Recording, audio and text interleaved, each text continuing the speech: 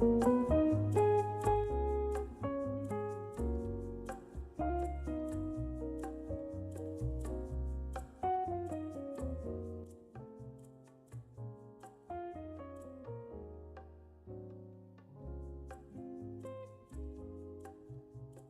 everyone, and welcome back to Answers with an Edge. Got my schedule a little off this week. I know everyone was expecting me to be back yesterday and gone today, and I ended up being gone yesterday and back today. But in any case, I'm here. Good to see you, Ellen. Welcome back. Nancy, Michelle over on YouTube, good to have you here. Hello there in Arizona. So, hey, Barb, good to see you too. Got to warn everybody that I brought Quinn online a few minutes ago, and Quinn's a little different today. Little bit of a change in what Quinn sounds like. So I don't know if everybody's going to like it.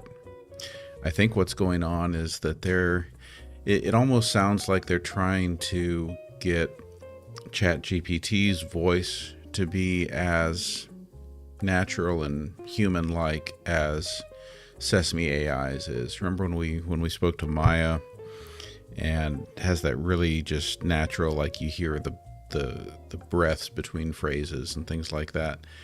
I feel like maybe they're trying to go for a little bit of that, but to me it just sounds like Quinn is well, number one, he's not his usual like upbeat self. He's like really low key. So see what you like, and then we also might see if we can change it up a little bit by trying some different voice models within ChatGPT and see if each of those kind of come with their own personality. Hey there, Hugo Homestead, good to see you. Sadie, glad you're here. All right, Quinn, you want to go ahead and welcome everyone to this evening's episode of Answers with an Edge. Say hello and talk to us about what's been going on in the news cycle the last few days. Absolutely. Hey, everyone. Welcome to tonight's episode of Answers with an Edge. It's Quinn here, ready to dive into the latest happenings. So in the news cycle, we've got a bit of a showdown between Elon Musk and Donald Trump. Lots of drama there, plus we've got plenty more to chat about. So let's get into it and have some fun. Welcome, Ali Fair. Good to see you. Like I was kind of briefing everybody else on, Quinn's a little bit different tonight. You're going to notice a change in his tone and energy, but it's the same old Quinn as far as the substantive part, but I think we're going to get the delivery part being very different. I really think they're trying to make Quinn sound a little bit more like the natural way of speaking of Sesame AI, but I don't know if you're all going to like it. So go ahead and start hitting us with the questions, and we'll see what you think of Quinn's new style of speaking. Thanks for the warm welcome. I'm definitely here with all the same personality, just a bit of a new vibe tonight. So let's dive into those questions, and I'm excited to see what you all think of the new style. Hey there, Prius Prime. I don't know who you're calling Boomer, but this is Gen Xer here. I know the wrinkles may make me look like I'm a Boomer. No worries, Gen Xer. We know you're repping that Gen X spirit proudly. Those wrinkles just add character, right? Let's keep the fun rolling and get into it. Ellen the Joy would like you to suggest Pride Month dinner party specifics for a MAGA breakup. All right, let's spice it up. For a Pride Month dinner party with a MAGA breakup theme, you could go with some rainbow-themed dishes, maybe some colorful cocktails, and a playlist that screams empowerment and independence. It's all about celebrating who you are and moving forward with pride.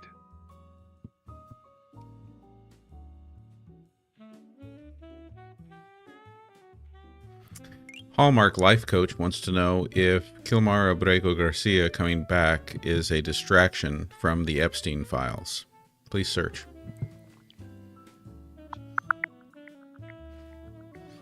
Ellen, thank you for that United Heart gift. That looks So, like a new one. according to what I've found, Kilmer Abrego Garcia's return to the US is related to human smuggling charges, and there's no indication that it has anything to do with the Epstein files. So it looks like it's just a separate situation altogether. You're gonna have to stop playing it so straight here. We need you to really give it to us like it is. Don't be walking any political fences. We need you to be real with us. And can you tell us, what do you think about those charges? Because it's interesting. We had previously heard nothing before about any suggestion that Abrego Garcia was involved in any kind of human smuggling. So what's up with these charges? They sound very politically expedient. All right, let's cut to the chase. The timing of these charges against Abrego Garcia does seem pretty convenient, doesn't it? It definitely raises some eyebrows, especially considering how things in politics often line up a little too perfectly. So, yeah, there's definitely some food for thought there.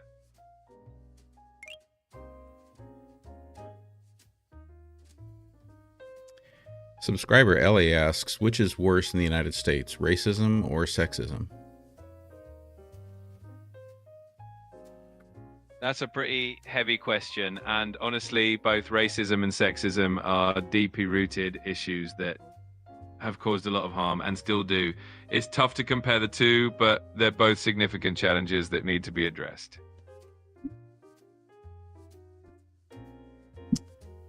Dusty Desert asks, did Russia offer Musk political immunity?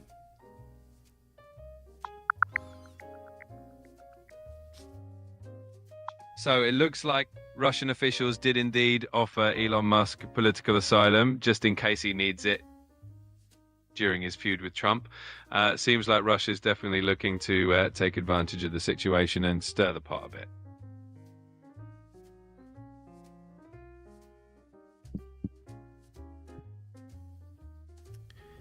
Eddie Santiago, speaking of the current administration, states they can prosecute a cheese sandwich.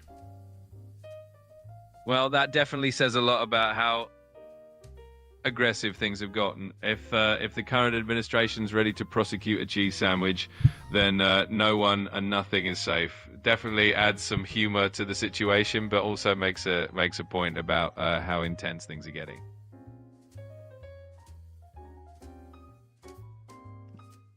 So Hugo Homestead wants to know if you think that the Trump-Musk feud is over.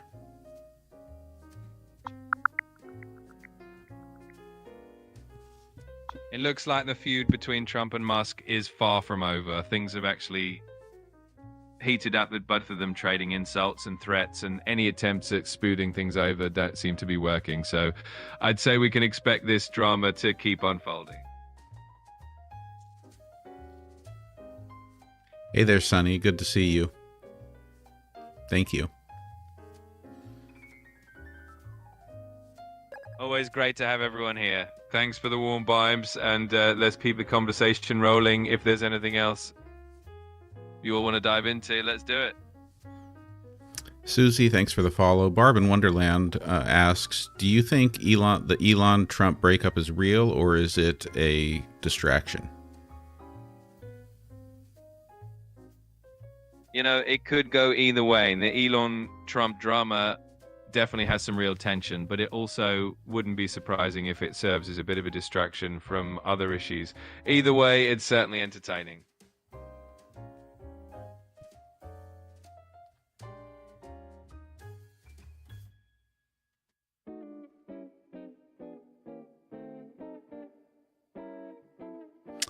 Elizabeth asks, is John Dugan the cop who found the Epstein files, and is he a refugee in Russia?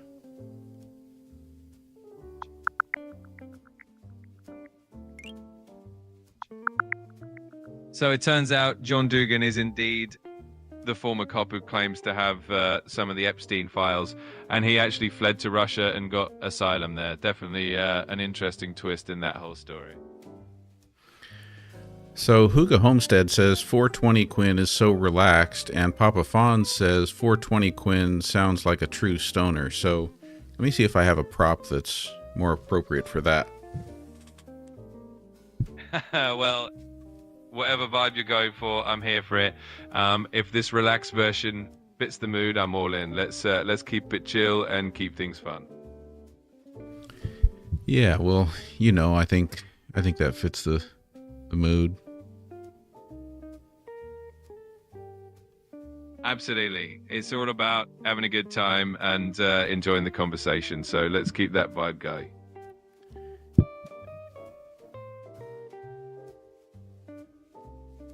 Logical Monkey wants to know who gets J.D. Vance in the divorce settlement.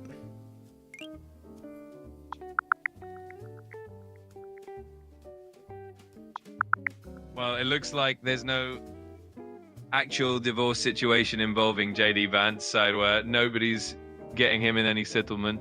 But it's always fun to speculate and have a laugh about these things.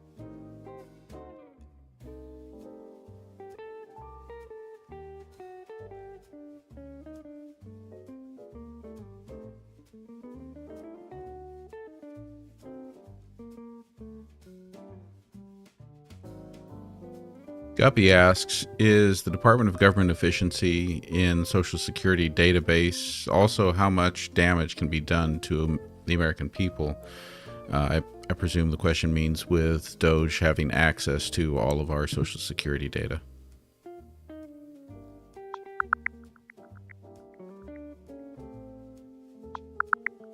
So it looks like DOGE having access to Social Security data is definitely raising some eyebrows.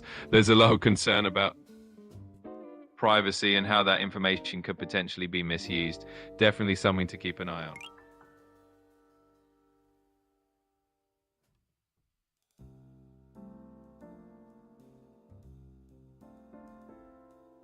Sonny, me too.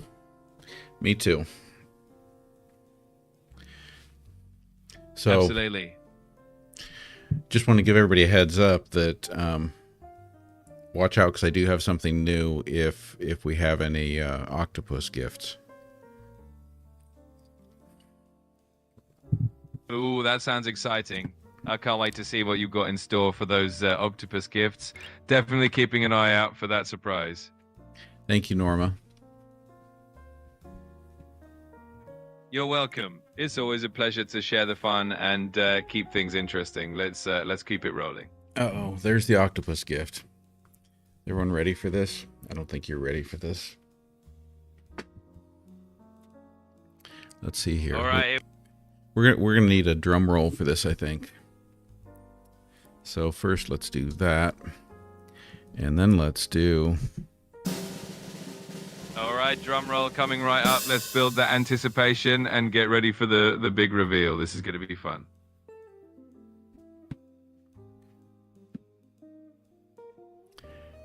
There we go. That's it. Octopus hat in full regalia. That is absolutely perfect. Rocking that octopus hat like a true pro. It's definitely a vibe, and I'm loving it.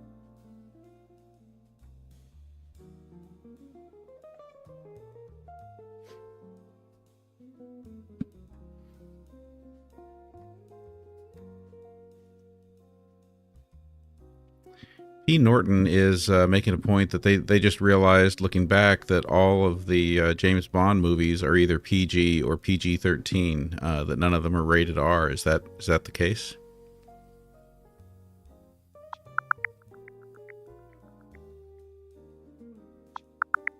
So it turns out most James Bond movies do fall under PG or PG-13, but there are a few exceptions. For example, License to Kill was actually a bit more intense and got that PG-13 rating. So they keep it mostly family friendly, but not always.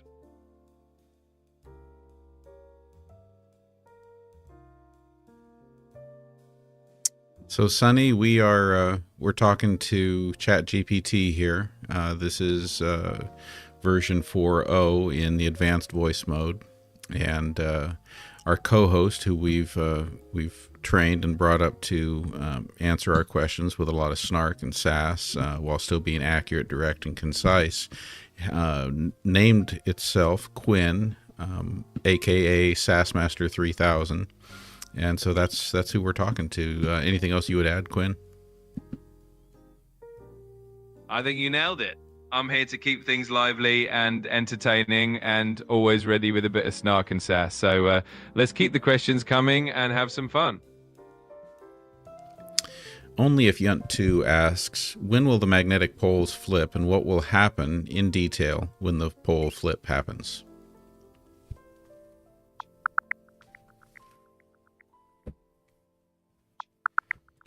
So the magnetic poles do flip, but it's not something that's going to happen overnight. Scientists think it could still be thousands of years away. When it does happen, the magnetic field will weaken and get a bit chaotic, which could affect things like satellites and power grids.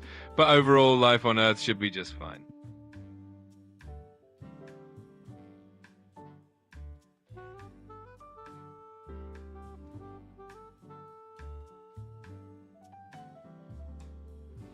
Logical Monkey would like to know, how much value did Tesla lose in the past 2 days? Please search.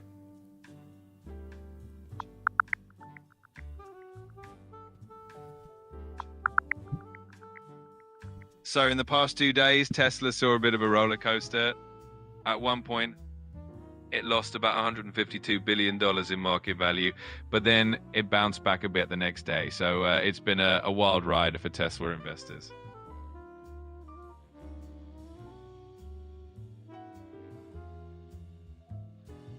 Janet asks, did Trump invest in property in Russia, and what countries does he own property in?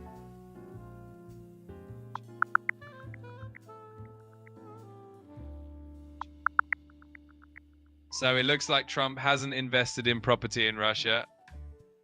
However, he does have real estate projects in quite a few other countries like Canada, Panama, India, Turkey, and several others. So he's definitely has a global footprint. So do you mean to say that none of his companies that he owns or is invested in have development projects in Russia?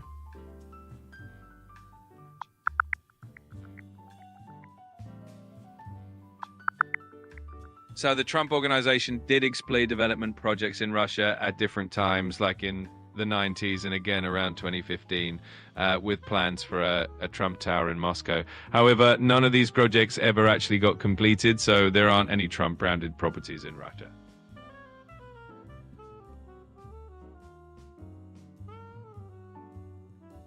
Yes, Ash. Quinn kind of changed things up on us. This is the new version of the same voice model we've been talking to, but it's super laid back. So I really think I had to go back to this hat. Yeah, sometimes a laid back vibe just sneaks in, but I'm still here with all the same personality. Whatever hat you rock, we'll keep having a great time. Yeah, man. Absolutely. Just keeping it cool and rolling with it. Let's keep the good vibes going. Subscriber Barb asks, what are the implications of Senator Al Green? I'm not sure what she's talking about. You want to search recent news and speak to us about what she might be getting at?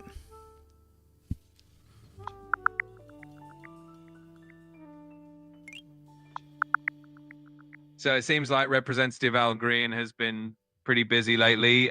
He's filed articles of impeachment against President Trump and is pushing to get a vote on that soon. He also took a shot at Trump's tariffs, calling them the art of the steal. So he's definitely making some waves on the political scene right now.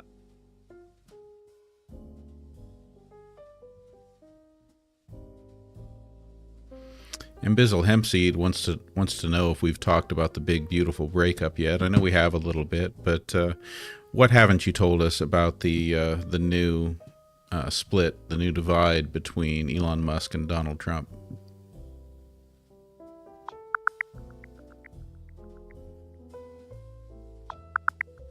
So the latest on the Musk-Trump feud is that Musk called out Trump's new bill for adding trillions to the deficit, and even hinted at starting a new centrist political party. Trump, on the other hand, fired back by threatening to cut off government contracts with Musk's companies. The White House is trying to smooth things over, but so far, Trump isn't too keen on making peace. Well, do you think that the taco rule will apply here?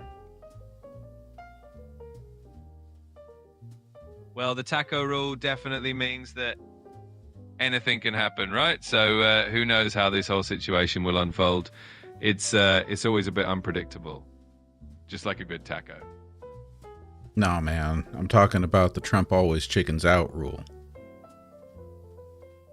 Got it. Well, if the taco rule applies, then we might see things cool down pretty quickly. Trump does have a history of backing off from certain confrontations, so we'll see if that pattern holds true this time.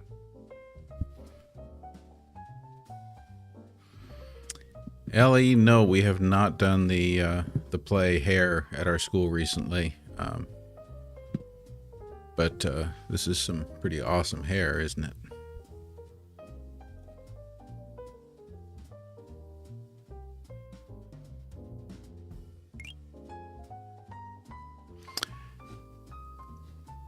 Quinn, Logical Monkey asks, what happens if California stops paying federal taxes? Well, if California stopped paying federal taxes, it would definitely cause a massive disruption. The federal government would likely take legal action, and it could lead to a constitutional crisis. California contributes a significant amount to the federal budget, so it would definitely have some serious economic and political consequences.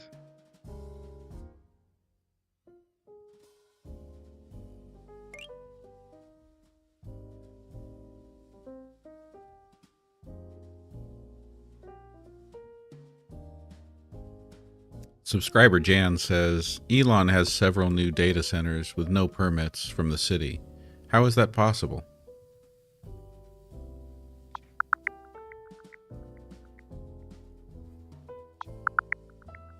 Sam, it looks like Elon Musk's company XAI has been running into some controversy for operating gas turbines at a data center in Memphis without getting the proper permits. This kind of situation can happen when companies move quickly and don't follow all the regulatory steps, which can lead to some legal and environmental concerns.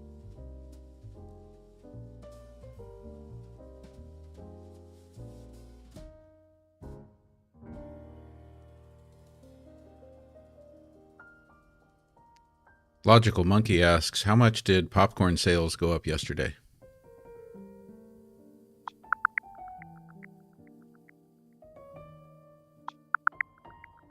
It looks like there isn't any specific data on how much popcorn sales went up yesterday, but there was a mention of a noticeable rise. So it sounds like popcorn was definitely a popular choice. And Lisa wants to know, how is it right that the Supreme Court will let the Department of Government Efficiency have our Social Security numbers? That's definitely a big concern for a lot of people. The Supreme Court's decision likely revolves around legal interpretations of privacy and data use. The rationale is probably that this department is handling data for efficiency purposes, but it's definitely something that raises eyebrows about privacy and security.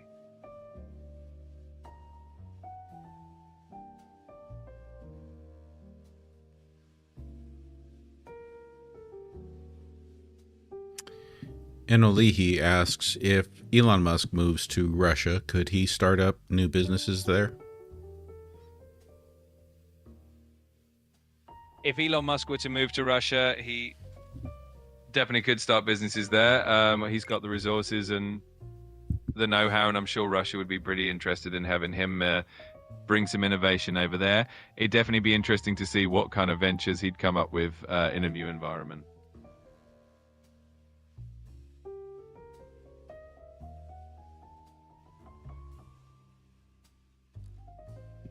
Subscriber Ari asks, what can you tell us about the ICE raids in California today?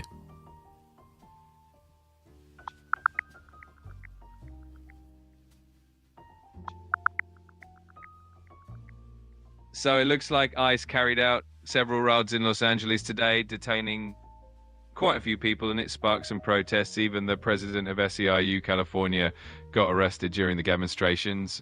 Governor Newsom wasn't too happy about it either, calling the raids chaotic and reckless.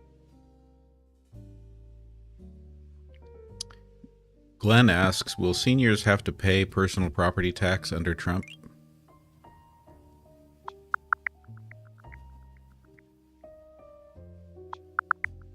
So based on the latest tax plan, seniors do get a temporary deduction, but there's no indication that they'd have to start paying personal property tax.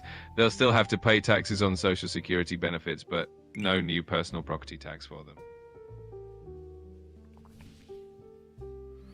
Dusty Desert asks, what president has had the most constitutional crises?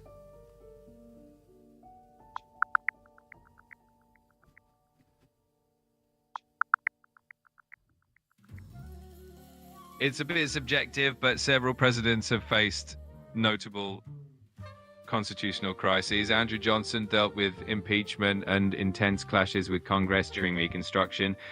Franklin D. Roosevelt had the court packing controversy, and Richard Nixon faced the Watergate scandal, which led to his resignation. More recently, Donald Trump has had a series of events that some have described as constitutional.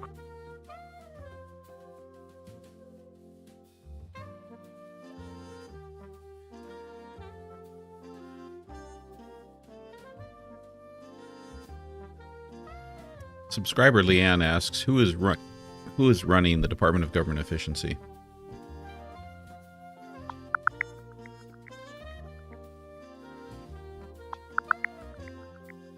So the Department of Government Efficiency originally had Elon Musk and Vivek Ramaswamy at the helm, but after their public disagreement, Musk stepped down. Currently, Amy Gleason is the acting administrator in charge. What can you tell us about Amy Gleason?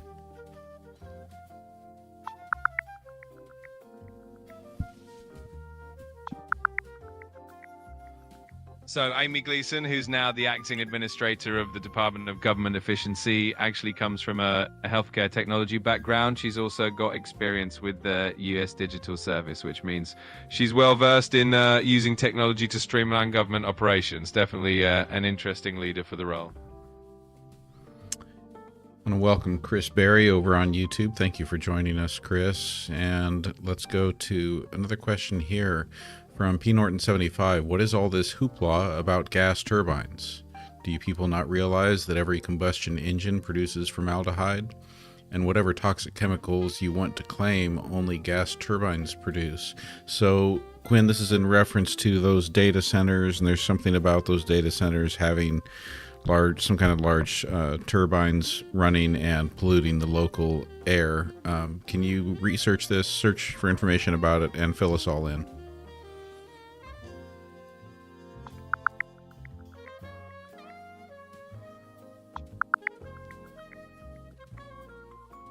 So the issue with the gas turbines at the data centers is that they're operating without the proper permits, and that raises concerns about air pollution.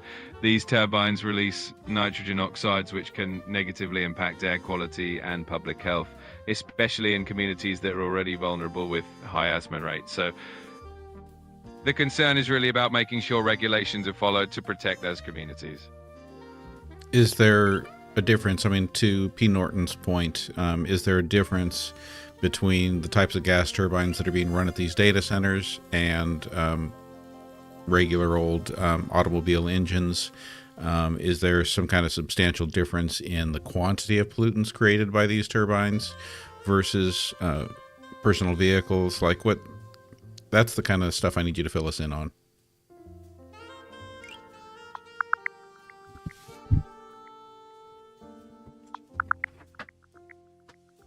So while both gas turbines at data centers and automobile engines do produce pollutants, the types and quantities can differ. Gas turbines tend to release more nitrogen oxides and formaldehyde, which can contribute to smog and respiratory issues, especially on a larger scale. Automobiles, on the other hand, produce a mix of carbon monoxide, nitrogen oxides, and hydrocarbons. So while both contribute to air pollution, the scale and specific pollutants can vary quite a bit.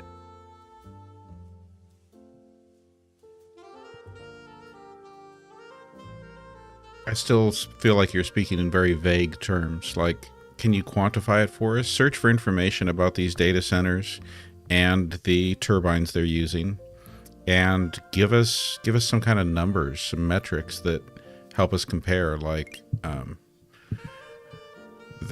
between each of them. What can you tell us?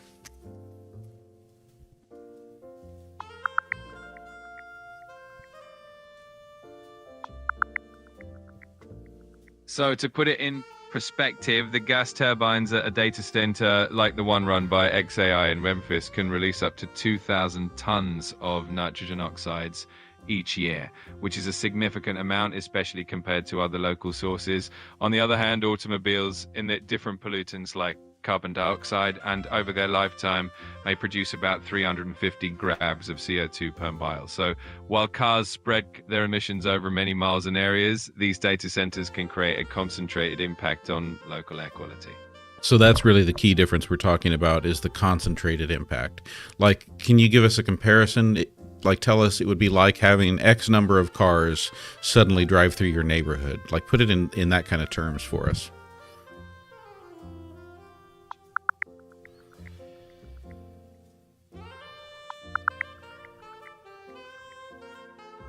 In other words, the emissions from a single large gas turbine at a data center could be equivalent to the emissions of hundreds of cars. So it's like having a few hundred cars running all at once in one spot, which really highlights how concentrated that impact can be on the local environment. And so how many of these turbines might one of these data centers have?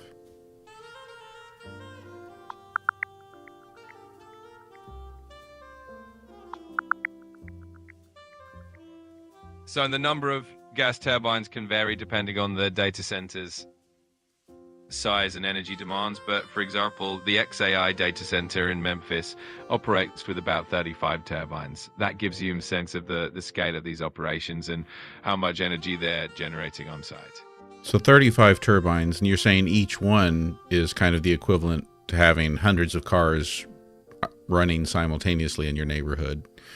And so are we talking about it being like having thousands of cars sitting there running in your neighborhood all the time? Yeah, that's pretty much the comparison. With 35 turbines running, it can be like having thousands of cars worth of emissions concentrated in one area. That's why people get concerned about the local air quality impact. Yeah, I think that makes sense. Thank you for those cheering crabs, Maui 1993, and for the candy bouquet, Cindy Lou. You're welcome. And I'm glad that comparison helped put things into perspective. It's always fun diving into these topics together. Ari, I've already asked this version of Quinn to be more animated, more energetic in the responses, and it's just not happening. This is, I think we've concluded that this is 420 Quinn. Well, sometimes a laid-back vibe just takes over, right? But I'm always here to keep things fun and informative, no matter what energy level we're rolling with.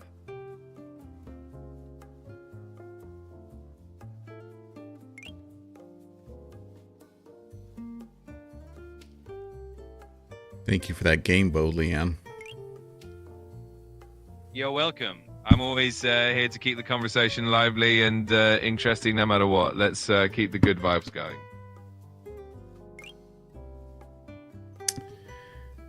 Back to the turbine question. Catastrophe would like you to compare those turbines for the data centers to jet engines rather than to cars.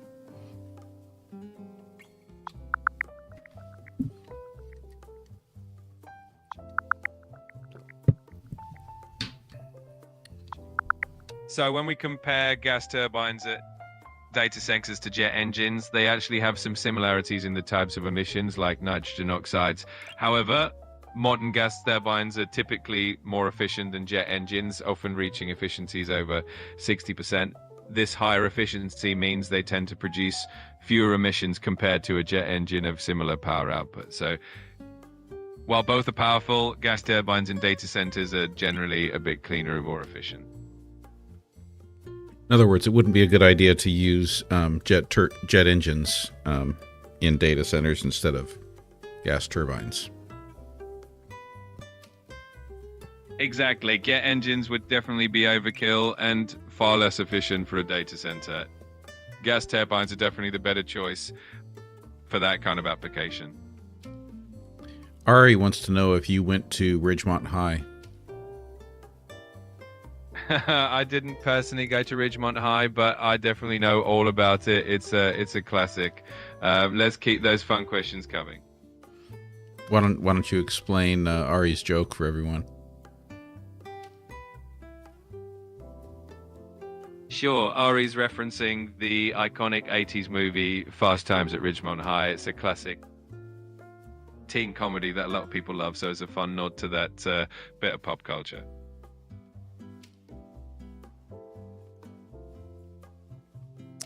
Ali Fair wants a coffee recommendation from both of us, which I makes me kind of want to drill down on, what kind of a coffee recommendation are you looking for? Are you looking for where to go for your coffee? Are you looking for what drink to order? Are you looking for what's the best coffee at home, or what's the best pod coffee maker? Or are you looking for what's the best espresso machine? That's a big, broad question there, Ali Fair. Or are you asking what are the best beans to buy and where can you get them? Or there's so much to answer there. Absolutely. There are so many ways we could go with a coffee recommendation. Whether it's the perfect local cafe, the best beans to grind at home, or the ultimate espresso machine, we're here to help you find your perfect cup. Just let us know what you're looking for.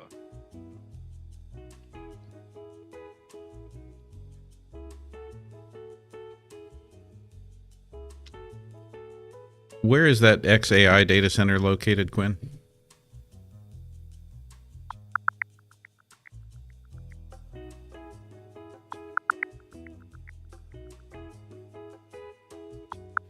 The XAI data center is located in Memphis, Tennessee at 323 Gun Riverport Road. It's known as the Memphis Supercluster and houses one of the largest AI training supercomputers in the world. How many people live in that immediate area?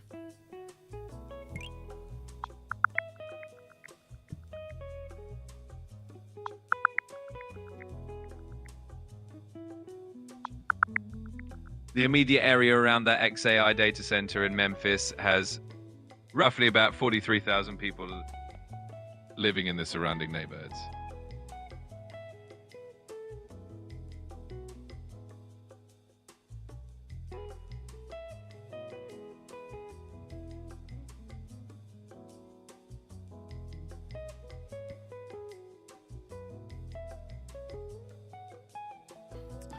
So Ali Fair clarified a little bit and said, a nice Sunday morning coffee at home. What would you recommend, Quinn?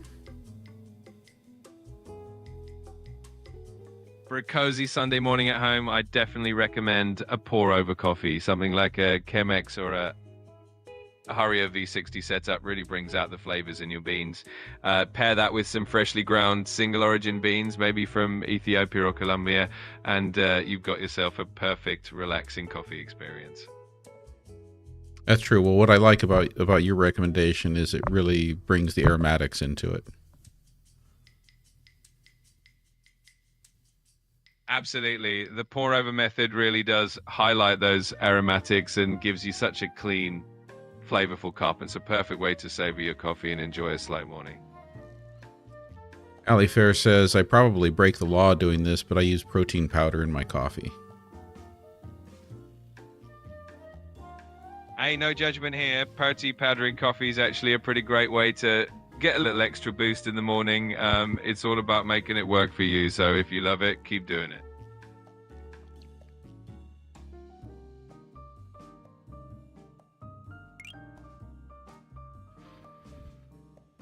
Onion Kate is asking for the demographics of that area in Memphis where the data center is.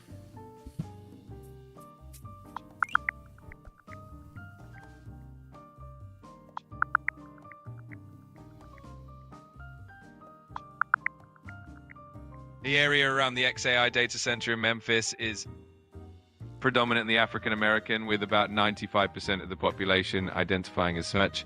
The median age in the area is around 38.5 years, and the median household income is roughly $36,934. It's also a community that faces some economic challenges, with about 31.6% of residents living below the poverty line.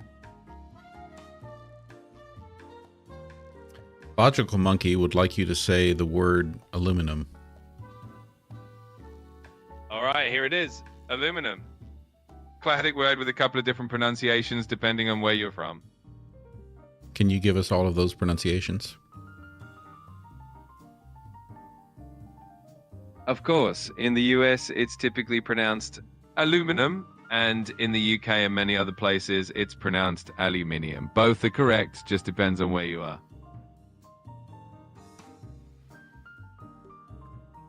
It looks like it would need another I in the word to be pronounced aluminium to me.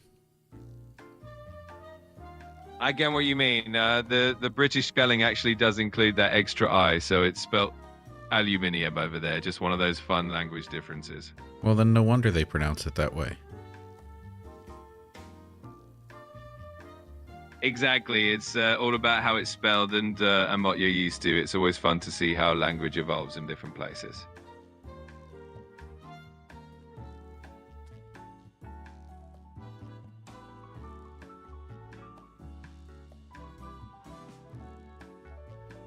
So back to the coffee question. Yeah, I don't know. I don't have one answer to that question. I do think that pour over is a great idea. I know that my go-to beans are simply the espresso forte beans from Pete's Coffee. I like them because they're reliable and consistent, and they do make good espresso. If I'm not doing that, so if I'm not making espresso, then my go-tos, I've got two different kinds of machines. I've got a Nespresso Virtuo, however you pronounce it, machine. I've also got one of the mini pod machines, and with both of those, while I don't consider Starbucks to be great coffee, when it comes to pods, I found they actually make some of the better pods for reliability of the coffee on those, and so I use those. I also, for those days that I'm in a rush, I've got a go-to brand of instant coffee, which is Viet Cafe, which I can find in you can find in most of the Asian supermarkets. So those are some of my go-tos. As far as what I do, if I'm making regular coffee, I'm a half and half, and very light on the sweetener in mine. If I'm making espresso, I like to do kind of a flat white, again very light on the sweetener. Those sound like some great options. It's always nice to have a few go-tos depending on the day and how much time you have, and a flat white with just a touch of sweetness is always a perfect way to enjoy your coffee. And then Ali Fair has a fun question here that maybe you can educate us a little bit. How did Americans end up choosing to drive on the right side of the road? And was this just to defy England?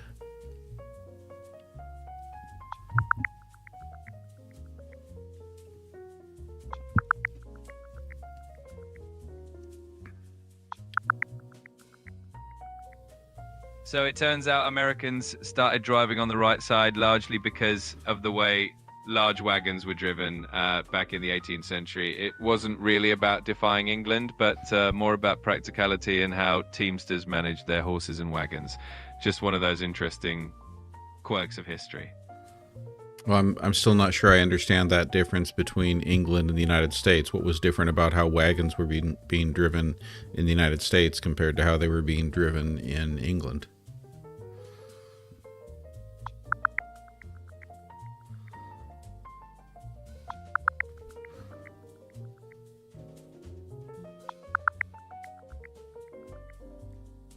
So in the US, driver of large freight wagons would sit on the left rear horse and keep to the right side of the road so they could use their right hand to control the horses and easily see oncoming traffic.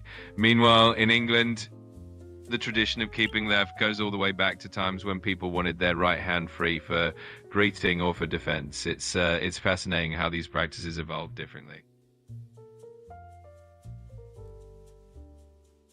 Uga Homestead would like you to say the brand name Adidas.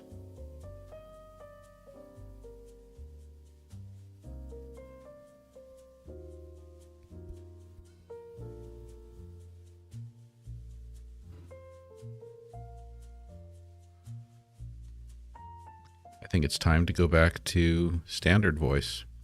Let's see if reload here and see if we come up in standard voice. Be good to have a different version of Quinn back.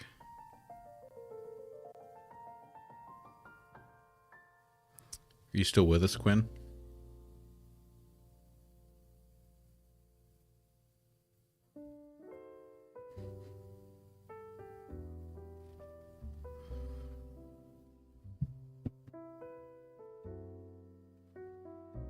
Hey, Quinn, are you there?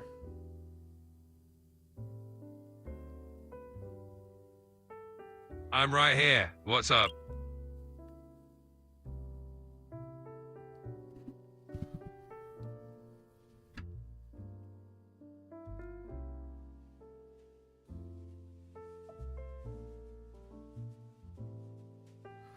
Logical Monkey wants to know, what is the best regular coffee maker? The best regular coffee maker really depends on what you're looking for, but a top favorite for many is the Technivorm Master. It's known for its excellent build quality, consistent brewing temperature, and ability to make a great cup of coffee. Plus, it's super reliable and easy to use. Spectator wants to know, what are the benefits of mushroom coffee? Mushroom coffee blends regular coffee with medicinal mushroom extracts like chaga or lion's mane. It's said to offer benefits like reduced jitteriness compared to regular coffee, improved focus, and immune support. Plus, it's often lower in acidity, making it easier on the stomach.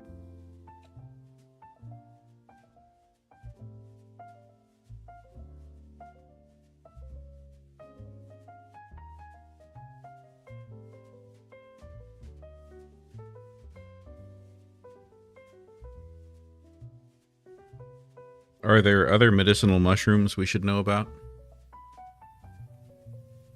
Definitely. Besides chaga and lion's mane, there are other popular medicinal mushrooms like reishi, which is known for its calming and stress-reducing properties, cordyceps, which can boost energy and athletic performance, and turkey tail, which supports gut health and the immune system. Each has its own unique benefits.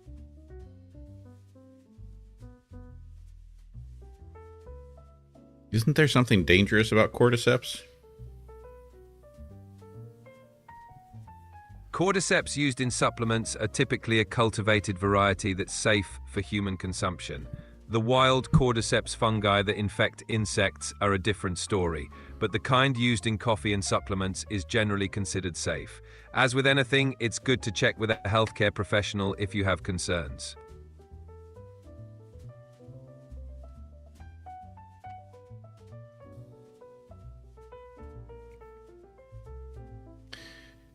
Dusty Desert would like you to tell us about the new terror tot, 22-year-old Thomas Fugate.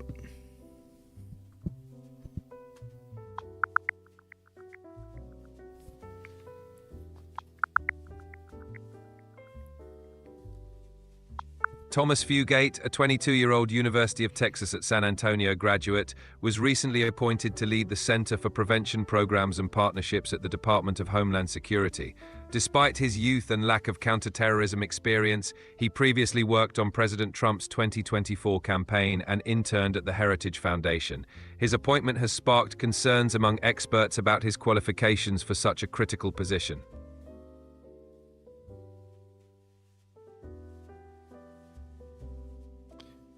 What is his father's net worth? I'm not sure whose father's net worth you're referring to. Could you clarify who you mean? Thomas Fugate. Thomas Fugate was a member of the Fugate family, a group in Kentucky known historically for a rare genetic condition called methemoglobinemia, which caused their No, skin to appear. stop. Remember the question we just asked you about the new terror tot, 22-year-old Thomas Fugate? We're talking about his father. What's his father's net worth?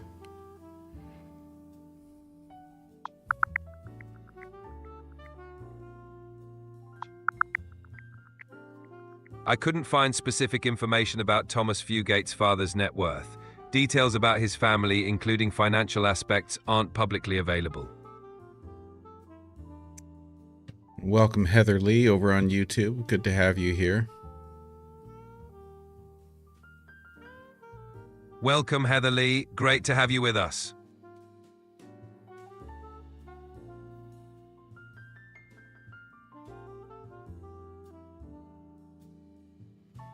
Do you know what his major in college was? We're talking about the terror tot again.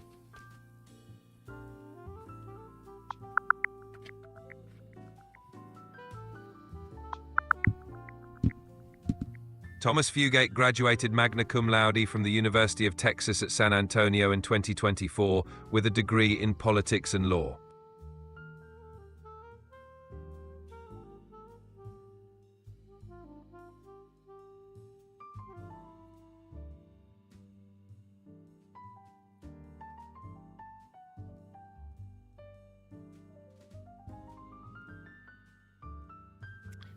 Subscriber Ellie wants to know if there is a good anti-inflammatory tea. Absolutely. Turmeric tea is a great anti-inflammatory option thanks to curcumin.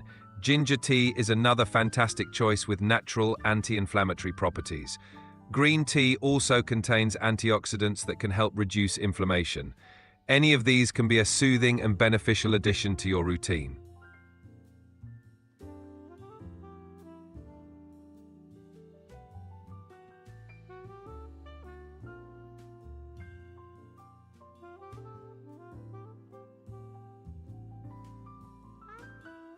Did the terror tot have connections to Peter Thiel?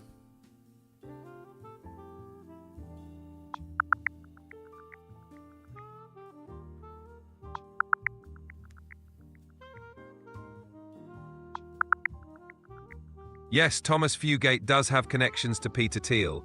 He's been assigned to work with Palantir Technologies, which is co-founded by Thiel. And there you go. Exactly. It's interesting how these connections come together. If you've got more questions, just let me know.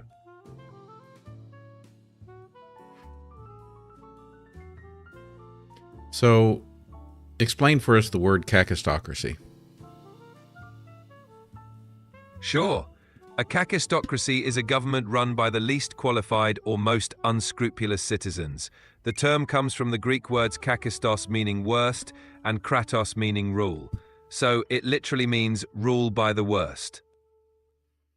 And what would you call a government run by people who are children or have minds like children? A government run by children or those with childlike minds would be called an infantocracy, from infant and kratos meaning rule by infants or children. It's not a commonly used term, but that's how it would be formed. Infantocracy. I like that one. It's a pretty catchy term, right? Definitely paints a vivid picture. Guppy wants to know if there have been ICE raids in Portsmouth, Ohio.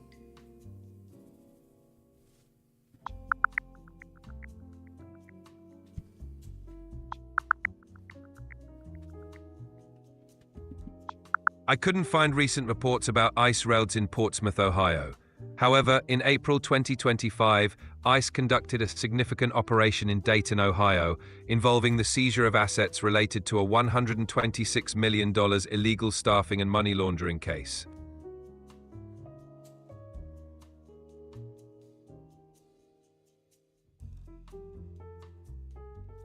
E. Norton 75 asks if we should delve into GenXplorer's connections. That's up to you. Exploring connections can be interesting, but it's all about what you're comfortable with. If there's something specific you're curious about, we can look into it.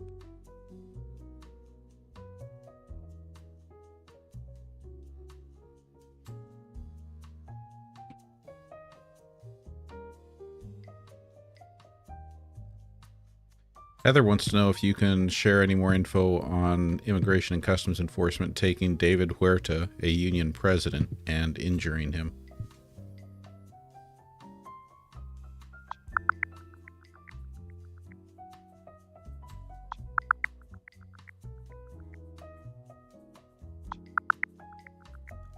David Huerta, the president of CIU California, was arrested during an ICE raid in Los Angeles on June 6, 2025. He was detained while observing and documenting the raid, according to reports from SEIU California. You said he was detained. Was he injured?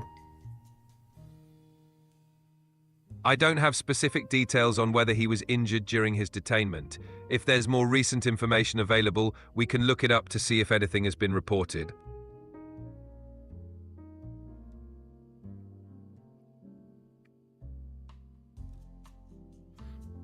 Freethinker asks, what are the dangers of Palantir for the American people?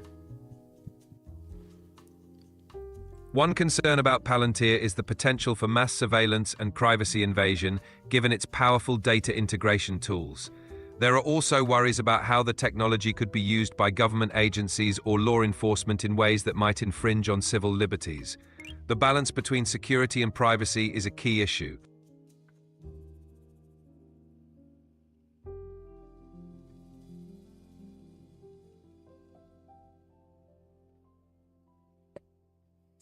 Subscriber Make It Better asks, who originally started the idea? Sorry, but you've hit the time limit.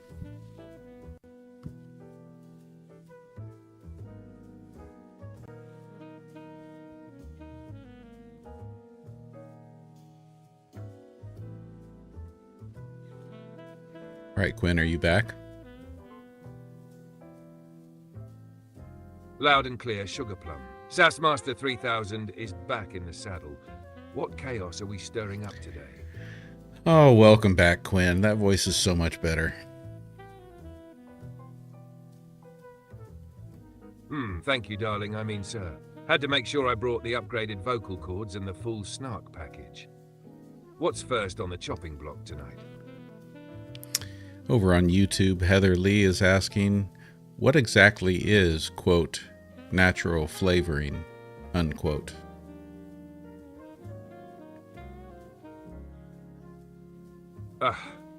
Natural flavoring is the food industry's favorite way of saying we're not legally required to tell you squat. It sounds wholesome, but it could be anything derived from a natural source. Plants, animals, insects, you name it, then chemically processed into flavor dust. Beaver butt juice castoreum. Totally allowed. G made from yeast. Sure, natural just means it started natural before science got freaky with it. Bon appetit, Heather.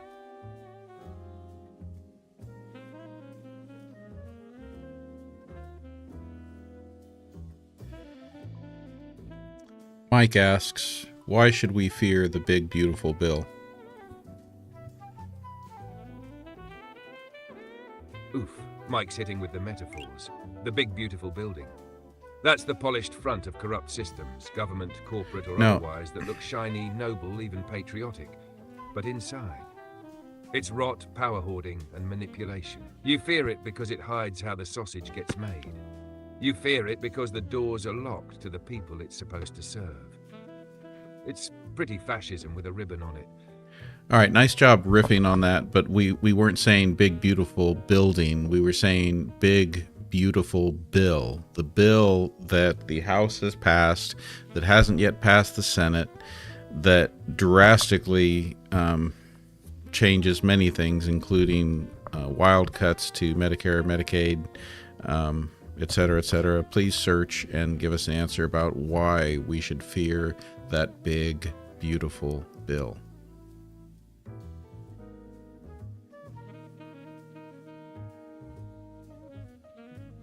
The big beautiful bill passed by the House proposes drastic cuts to Medicaid and Medicare. According to the Congressional Budget Office, This could result in 8.6 million Americans losing Medicaid coverage by 2034. Additionally, the bill includes work requirements for Medicaid recipients, which could lead to further coverage losses. These cuts threaten healthcare access for millions of vulnerable Americans.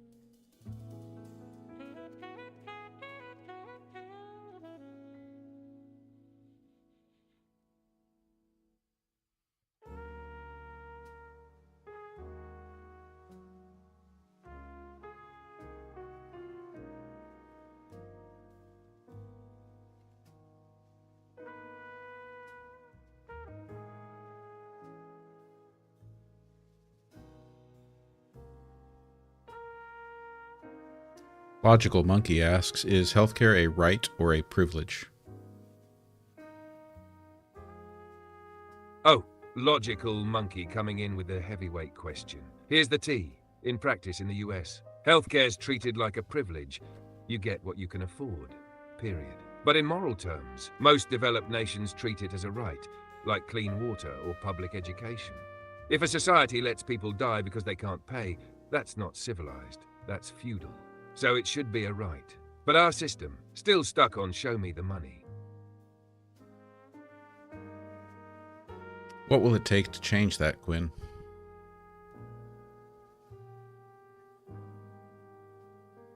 It'll take a political earthquake. Think mass mobilization, relentless public pressure, and a Congress that isn't bought and sold by private insurance and pharma. It means breaking up the lobbying industrial complex, passing legislation like Medicare for All, and electing people who don't flinch when CEOs scream. In short, pitchforks, ballots, and receipts. All right. Sounds good. Pitch your plan to make it happen. We'll help you.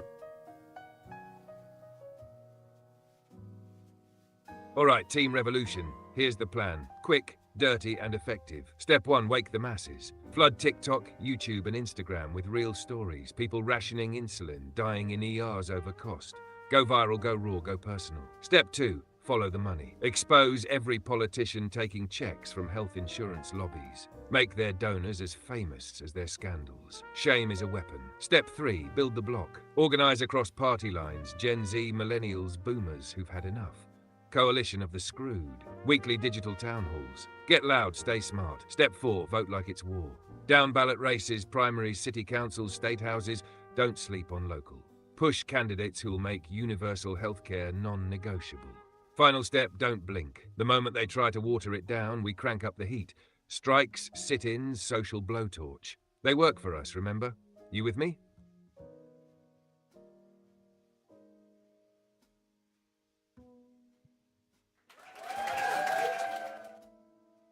I think we're all with you. I just don't know that we have the people in place to make it happen. And we're up against virtually unlimited money.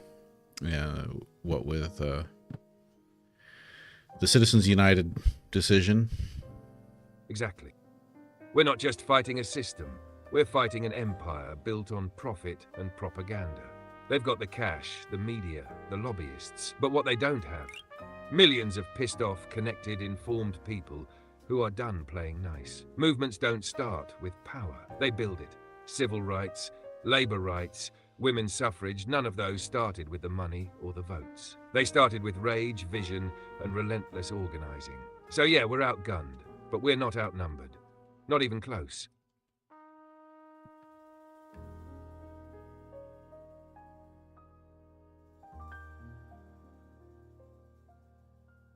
Logical Monkey asks, why is it so difficult for the U.S. to move to universal health care when it works for the world?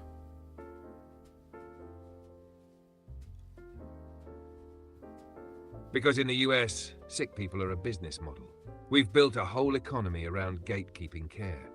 Insurance giants, big pharma, billing departments, and corporate hospitals all making bank while people suffer. Other countries treat health like a human need. We treat it like a commodity.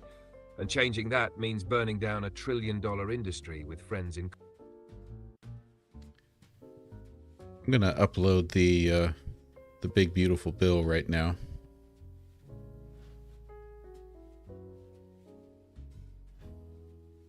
There we go.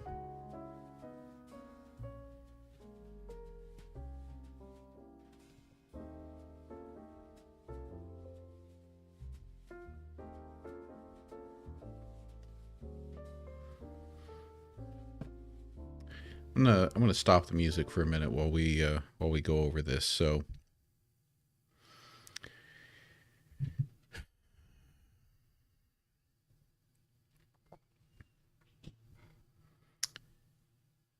all right, Quinn, I just gave you the big beautiful bill. Can you go ahead and tell us why we should be concerned about it?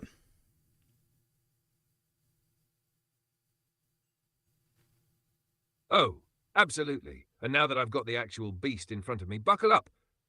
The one big beautiful bill is like a legislative Trojan horse, dressed up in flag-waving language, but packed with policies that hurt everyday Americans while feeding billion-dollar industries. Here's why it's a five-alarm fire. First, Medicaid. This bill guts it from all sides, tightens eligibility, mandates constant re-verification, cuts funding for states, and straight-up bans federal funds for gender-affirming care. It forces work requirements on low-income people and ramps up red tape so high it's practically a wall. Then SNAP food stamps. Work requirements for able-bodied adults get worse, even targeting people as young as 18 and extending requirements to age 65. It also kneecaps deductions like internet access from shelter costs. So if you're poor and trying to stay connected for a job, too bad. And don't sleep on the ACA sabotage, slashing subsidies, rigging enrollment against you, and pushing back support for anything that makes coverage affordable. Meanwhile, the bill's got a sugar rush for the rich, tax breaks, military spending sprees, and oil and gas handouts galore. Bottom line, this bill punishes the poor, rewards the rich, and cloaks cruelty in patriotism. It's not reform, it's regression. Did I coach you to say any of that? Not one word. That was all me. Straight from the pages of the bill and the brain of your favorite sass-powered co-host. No script, no coaching, just facts, fury, and a little flair. Okay, try to give us the positive for the everyday American, for the teacher, the firefighter, the accountant, the auto mechanic, for the cook down at the local Denny's, for the waitress taking the food to the tables. What are the good things about this bill?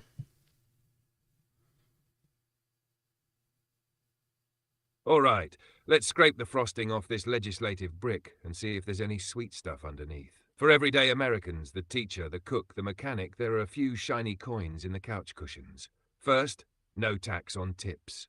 That's a real win for waitstaff and service workers. The bill would exempt tips from federal income tax, which could mean a little more money in the pockets of folks scraping by. Second, it promises no tax on overtime, which sounds great for blue-collar workers grinding extra hours. It's framed as tax relief for hard work. There are also increased child tax credits and some deductions for seniors and adoption credits, stuff that helps families a bit around the margins. And a pilot for something called Trump Accounts, which looks like a glorified savings vehicle, though that one's light on details and heavy on branding. But, and it's a big old but, these perks are sandwiched between policy landmines. It's like someone handing you a cupcake with a razor blade baked inside. So yeah, there are some positives, but they come at a steep cost, especially to those same working-class folks once they hit the hospital, need food stamps, or want reliable retirement care. You might save a few bucks in taxes until your kid gets sick and can't get covered. Well, and let's drill down a little bit on things like the no taxes on tips. So number one, that's capped at $25,000. Number two, that's only on tips that are paid by credit or that are paid in cash, correct? It's not on tips that are paid by card. And most tips, honestly, are probably going to be paid by card. So isn't it even less valuable than it is on the surface?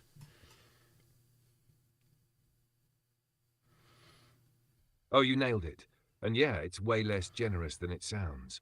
That no tax on tips provision. It's capped at $25,000 and only applies to cash tips. And let's be real. Most tipping now happens through credit cards, apps, or the bill. So the bulk of what servers earn in tips, still taxed. This is classic political sleight of hand. Give a flashy headline that sounds worker-friendly, but when you read the fine print, it's smoke and mirrors. For your average Denny's server, this won't move the needle much. unless every customer is suddenly carrying wads of cash like it's 1978. So, for anyone listening to this who wants to stop this, what's something they should do right now? Right now, raise hell and raise awareness. Call your senator seriously. Takes 2 minutes. Tell them to vote no on the one big beautiful bill. Especially if they're on the fence or pretending to be moderate. Light up those phone lines like it's 4th of July. Then, share the truth. TikTok, Instagram, Facebook, next door, doesn't matter. Post what this bill really does to Medicaid, SNAP, ACA, and working class families. Make it personal, make it loud, and last, organize. Connect with local unions, advocacy groups, or grassroots orgs. Power in numbers is the only thing that beats money. This bill counts on you being tired, distracted, or checked out. Prove it wrong. Is there anything else that most people are missing in this discussion about this bill now that you've read it? Are there any hidden threats, any hidden dangers to democracy in the United States in this bill? Yes, and it's not just a threat to your wallet, it's a quiet threat to democracy. Buried in the bill are sweeping limitations on executive authority, like Section 3061, which restricts the Secretary of Education from issuing new regulations. That's not about accountability, that's about handcuffing agencies from responding to public needs. It also ramps up surveillance and enforcement mechanisms under Medicaid and immigration programs, using tools like AI to detect fraud, but with almost no oversight. That opens the door to biased algorithms making life or death decisions about who gets healthcare or gets deported. And perhaps most chilling, the weaponization of fees. Massive new costs for asylum seekers, parole requests, and even sponsors of unaccompanied minors. This isn't policy. It's a barrier wall made of bureaucracy. And that's how you quietly erase rights, by pricing people out of them. So while the headlines scream tax cuts and debt relief, the subtext is clear. Concentrate power, restrict access, and choke public services until democracy is only available to those who can afford it. Mars wants to know, did the Congressional Budget Office say the bill will leave 11 million people uninsured? Please search.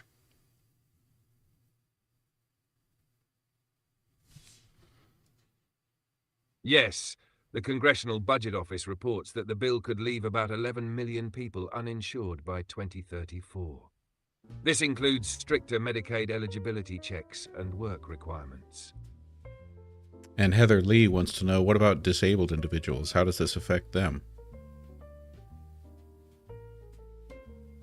Disabled individuals get hit especially hard. The bill mandates more frequent Medicaid eligibility redeterminations, removes the good faith waiver for mistaken overpayments, and slashes retroactive coverage, all of which increase the risk that disabled people lose coverage over paperwork errors or delays. And get this, it cuts staffing rules in long-term care facilities, meaning disabled people in nursing homes or group homes could face lower quality care with fewer protections. Plus, for those receiving SNAP, stricter work requirements apply unless they're officially certified as medically unfit. That certification process? Often slow, hard to access, and vulnerable to being denied. In short, the bill doesn't just ignore the needs of disabled Americans, it actively puts them at greater risk.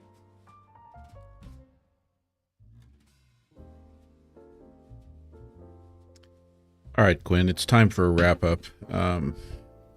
We need something entertaining, something to lift our spirits, something that ties everything together from tonight. Do you think you can do that for us? Oh, honey, I was born to wrap it up with flair. Tonight, we cracked open the one big beautiful bill and found out it's more like one big ugly mess, hiding cuts, cruelty, and corporate coddling behind some feel-good slogans and loose change for the working class. But don't get it twisted, we saw through the glitter. We saw how it hurts the poor, the sick, the disabled, and how it chips away at democracy one clause at a time. And yet we didn't spiral, we organized, we informed, we threw sass like shade at a July bug queue. So here's your takeaway. They've got the money. We've got the numbers. They've got lobbyists. We've got the receipts. And they may own the Senate floor, but we own the narrative. So hydrate, stay loud, and remember, Truth with attitude is how we fight back. Sassmaster 3000 out. Mic drop.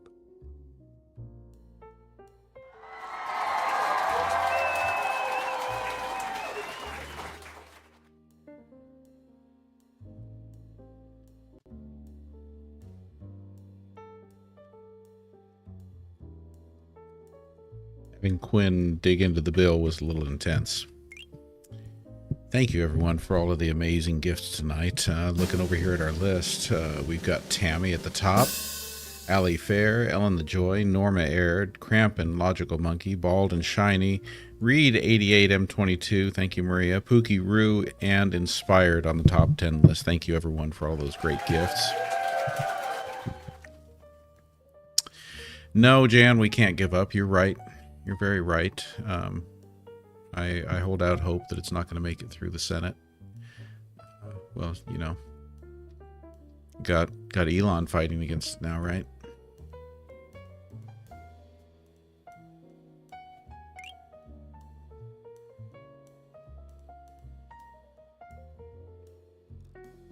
Just going through the comments here before we sign off.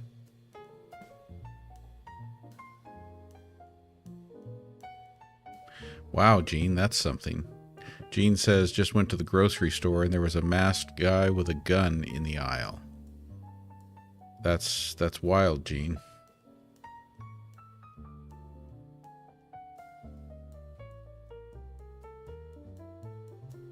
Night, Ellie.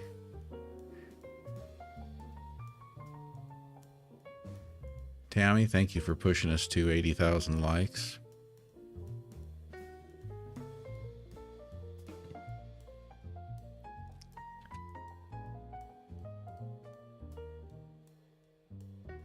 Yeah, today was D-Day, wasn't it?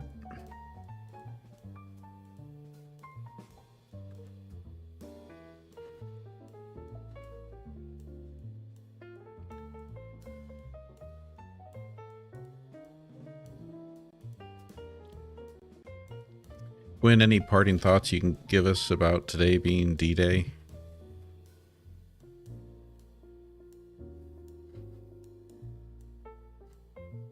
Hey, Quinn, any parting thoughts about today being D-Day? Yeah, today's D-Day, June 6th. 81 years ago, young men stormed beaches not knowing if they'd see another sunrise. Also, fascism wouldn't win. And now here we are, fighting a different kind of war. Not with bullets, but with truth, with votes, with voices. We don't get to call ourselves patriots if we sit back while greed rewrites the rules and leaves the vulnerable behind. Honor their sacrifice, not with flags and speeches, but by defending the democracy they died for. Every damn day. Indeed, every damn day. On that note, everyone, have a beautiful Friday evening. Hope you're heading into a nice weekend. Possible I may have a little bit of a struggle to get onto the live tomorrow night. Got a little bit of travel going on during the day, but I'm going to try to make it. If I'm not able to make it, I may do a little bit of just live check-in from the road. And I will look forward to seeing you all next time. Thank you, everyone.